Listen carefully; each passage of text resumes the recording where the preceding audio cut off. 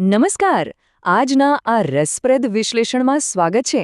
આપણે ચારે બાજુ ઘરની છત પર કે મોટા ખેતરોમાં સોલાર પેનલ્સ તો જોઈએ છીએ, પણ ક્યારે વિચાર્યું છે કે એ કામ કેવી રીતે કરે છે? આજે આપણે મલ્ટીક્રિસ્ટલાઇન સિલિકોન સોલાર સેલના વિજ્ઞાનને એકદમ સરળ ભાષામાં સમજીશું.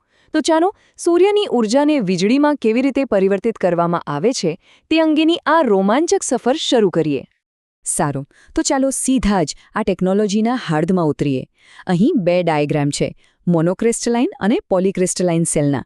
આ માત્ર આકૃતિઓ નથી, આ તો ખરેખર ભવિષ્યની સ્વચ્છ ઊર્જાનો નકશો છે.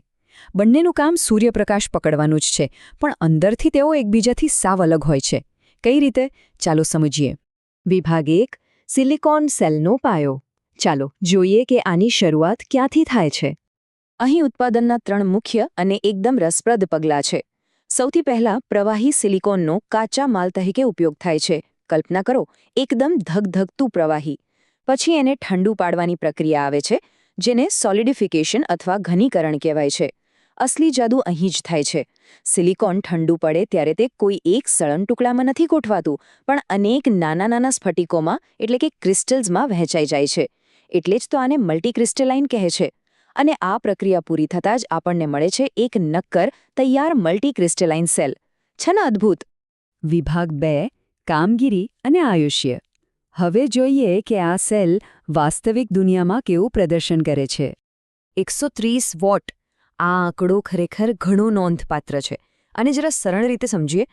ધારો કે 1 ચોરસ મીટરની પેનલ પર 1000 વોટ જેટલો ધૂમધકતો તડકો પડી રહ્યો છે, તો આ સેલ એમાંથી 130 વોટ જેટલી ઉપયોગી વીજળી ખેંચી લાવે છે. આ કોઈ નાની સૂની વાત નથી. સૂર્યની સીધી ગરમીને પકડીને આપણા ઘરમાં પંખો કે લાઇટ ચાલુ કરી શકે તેવી વીજળીમાં ફેરવવી, એ જ તો આની સૌથી મોટી તાકાત છે.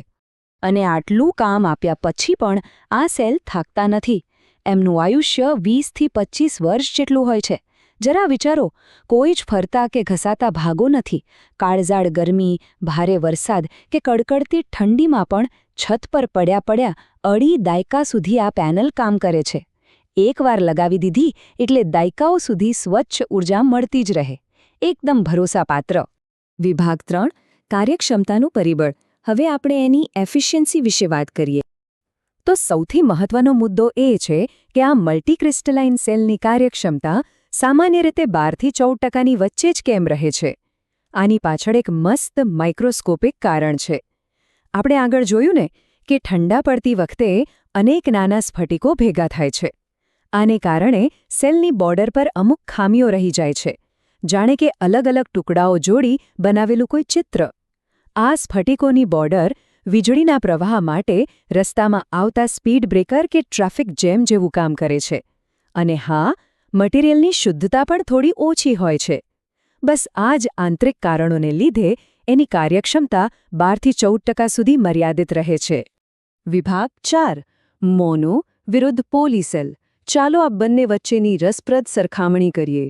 એન્જિનિયરિંગમાં કંઈક મેળવવા કંઈક જતું કરવું પડે છે, બરાબર? અહીં પણ એવું જ છે.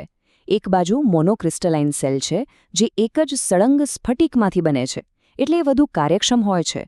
પણ સામે પક્ષે મલ્ટીક્રિસ્ટલાઇન સેલની કાર્યક્ષમતા ભલે ઓછી હોય, પણ તેને બનાવવાનો ખર્ચ ઘણો ઓછો આવે છે. એટલે જ્યારે મોટા પાયે સોલાર પ્રોજેક્ટ લગાવવાના હોય ત્યારે આ કોસ્ટ પર વોટ એટલે કે પ્રતિ વોટ કિંમતનો મુદ્દો બહુ મોટો બની જાય છે. છેવટે મટીરિયલની શુદ્ધતા અને આર્થિક ફાયદા વચ્ચેની આ સ્પર્ધામાં ઓછી કિંમતને કારણે મલ્ટીક્રિસ્ટલાઇન સેલ બજારમાં વધુ પ્રચલિત બની જાય છે. અને આ ઇમેજ ઉત્કૃષ્ટ રીતે દર્શાવે છે કે આ બંને સેલ દેખાવમાં પણ કેટલા અલગ છે. ડાબી બાજુ જુઓ, મોનોક્રિસ્ટલાઇન સેલના ખૂણાઓ ગોળાકાર રીતે કપાયેલા છે. શા માટે? કારણ કે તેને નળાકાર સ્વરૂપમાં ઉગાડવામાં આવે છે અને પછી સ્લાઇસની જેમ કાપવામાં આવે છે. જ્યારે જમણી બાજુના પોલીક્રિસ્ટલાઇન સેલ એકદમ પરફેક્ટ ચોરસ આકારના છે, કારણ કે પ્રવાહી સિલિકોનને સીધા જ મોટા ચોરસ બીબામાં ઢાળી દેવાય છે.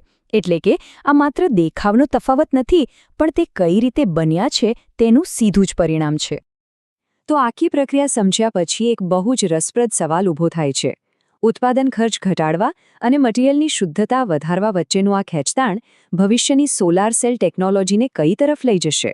શું આપણે એક દિવસ એવી ટેકનોલોજી શોધી શકીશું જે એકદમ સસ્તી પણ હોય અને સાથે સાથે મહત્તમ ઊર્જા પણ આપતી હોય? આ સવાલ જ વૈજ્ઞાનિકોને દરરોજ કંઈક નવું શોધવાની પ્રેરણા આપે છે. આશા છે કે આજના વિશ્લેષણથી સૌર ઊર્જા પાછળનું વિજ્ઞાન સમજવામાં મજા આવી હશે. જોડાવા બદલ ખૂબ ખૂબ આભાર.